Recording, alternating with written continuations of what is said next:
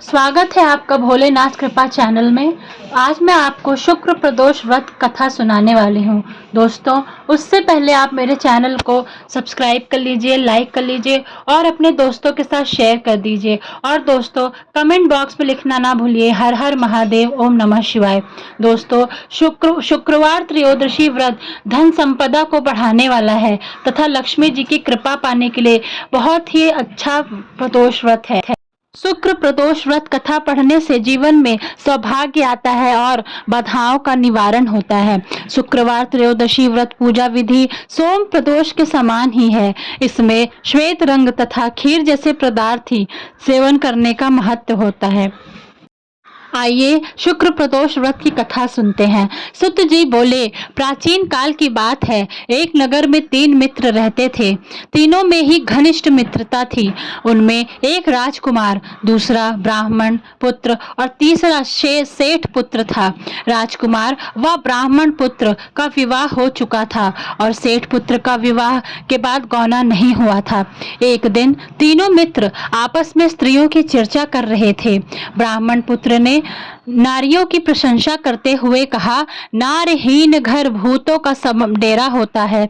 सेठ पुत्र ने यह वचन सुनकर अपनी पत्नी लाने का तुरंत निश्चय किया।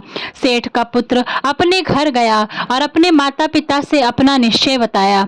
उन्होंने बेटे से कहा कि शुक्र देवता डूबे हुए हैं। इन दिनों बहु बेटियों को उनके घर से विदा कर लाना शुभ नहीं है, अतः शुक्रोदय के बाद तुम अपनी पत्नी को विदा करा लाना।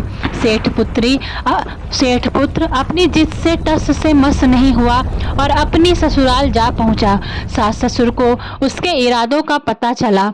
उन्होंने इसको समझाने की कोशिश की, किंतु वह नहीं माना।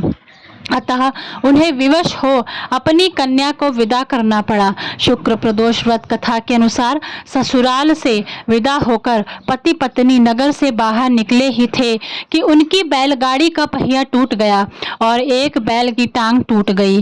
पत्नी को भी काफी चोट आई। सेठ पुत्र ने आगे चलने का प्रयत्न जारी रखा। तभी डाकुओं से भेंट हो गई और वे धन धान्य लूट कर ले गए। सेठ का पुत्र पत्नी सहित रोता पीटता अपने घर पहुंचा। जाते ही उसे सांप ने डस लिया। उसके पिता ने वैद्यों को बुलाया। उन्होंने देखने के बाद घोषणा की कि आपका पुत्र 3 दिन में मर जाएगा। उसी समय इस घटना का पता ब्राह्मण पुत्र को लगा। उसने सेठ से कहा कि आप अपने लड़के को पत्नी सहित बहू के घर वापस भेज दो। यह सारी बाधाएं इसलिए आई हैं कि आपका पुत्र शुक्रास्त में पत्नी को विदा करा लाया है। यदि वहां पहुंच जाएगा तो बच जाएगा।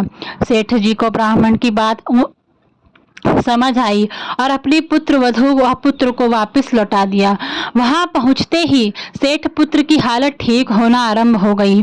तत्पश्चात उन्होंने शुक्र त्रयोदशी उपवास करना व शुक्र प्रदोष व्रत करना आरंभ कर दिया, जिससे शेष जीवन सुख और आनंद पूर्वक व्यतीत हो गया और अंत में वह पति पत्नी दोनों स्वर्ग लोक को गए।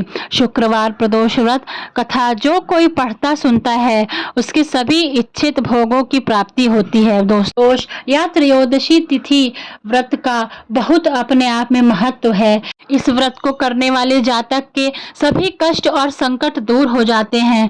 इस दिन शाम के समय पूजा करने का विशेष महत्व है। मान्यता है कि इस समय भगवान शंकर कैलाश पर्वत पर नृत्य करते हैं। देश के समस्त शिव मंदिरों में इस समय प्रदोष मंत्र का जाप होता है। प्रदोष व्रत करने वाले किसी भी व्यक्ति को भोलेनाथ की पूजा सूर्यास्त से 45 मिनट पूर्व और सूर्यास्त के 45 मिनट बाद तक करनी चाहिए, जिसे प्रदोष काल भी कहते हैं। आप भी प्रदोष व्रत करें और प्रदोष काल में शिव जी की विधिवत पूजा करें और शिव जी की विशेष कृपा अपने ऊपर प्राप्त करें। अब मैं वीडियो समाप्त करती हूँ। पर दोस्तों, मेरे वीडियो को ज़रूर लाइक करें, सब्सक्राइब करें और अपने दोस्तों के साथ शेयर करें। हर हर महादेव।